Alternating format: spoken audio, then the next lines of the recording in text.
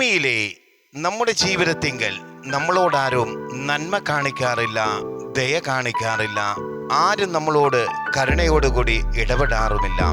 എന്നാൽ വിശുദ്ധ ബൈബിൾ നമ്മെ ഇങ്ങനെ ഓർമ്മിപ്പിക്കുന്നു, കർത്താവേ, നീ നല്ലവനും വിശ്വസ്തനും നിന്നോട് അപേക്ഷിക്കുന്നവരോടൊക്കെയും മഹാദയോടുകൂടി ഇടപെടുന്നവനുമാകുന്നു. അതെ, ആരൊക്കെ ഈ ഭൂമിയെങ്കിൽ നമ്മെ തള്ളിക്കളഞ്ഞാലും, ആരൊക്കെ നമ്മെ ഉപേക്ഷിച്ച് കളഞ്ഞാലും, ആരൊക്കെ നമ്മെ അവഗണിച്ചാലും, ആര് നമുക്ക് നന്മ ചെയ്തില്ല എങ്കിലും ഇന്ന് നമുക്ക് ആശ്രയിക്കുവാൻ നമ്മുടെ കർത്താവുണ്ട്.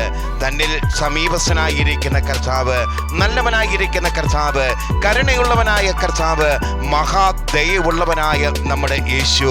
അതെ, ഒരു കുഞ്ഞ് കരയുമ്പോൾ അതിൻ്റെ അമ്മ മാറോടണച്ച് അതിനെ ആശ്വസിപ്പിക്കുമ്പോൾ ആ കുഞ്ഞിൻ്റെ കരച്ചിൽ തീരുന്നത് പോലെ നമ്മുടെ ജീവിതത്തിൻ്റെ ഭാരമേറിയിരിക്കുന്ന വിഷയങ്ങളുടെ നടുവിങ്കൽ നമ്മൾ ഒറ്റപ്പെട്ടു പോകുമ്പോൾ, തളർന്നു പോകുമ്പോൾ, നിരാശ നമ്മുടെ ജീവിതത്തിലേക്ക് കടന്നു വരുമ്പോൾ, ഒരു നന്മയില്ലാതെ നമ്മൾ ഭാരപ്പെട്ടു പോകുന്നതിൻ്റെ നടുവിങ്കൽ നമ്മുടെ ജീവിതത്തെ ഐശ്വര്യപൂർണ്ണമാക്കുവാൻ, ഐശ്വര്യ സമ്പൂർണ്ണതയിലേക്ക് നമ്മെ നയിക്കുവാൻ കരം പിടിച്ചിരിക്കുന്നവൻ്റെ കരുത്തനായിരിക്കുന്ന ദൈവത്തിൻ്റെ വലങ്കരമുണ്ട്.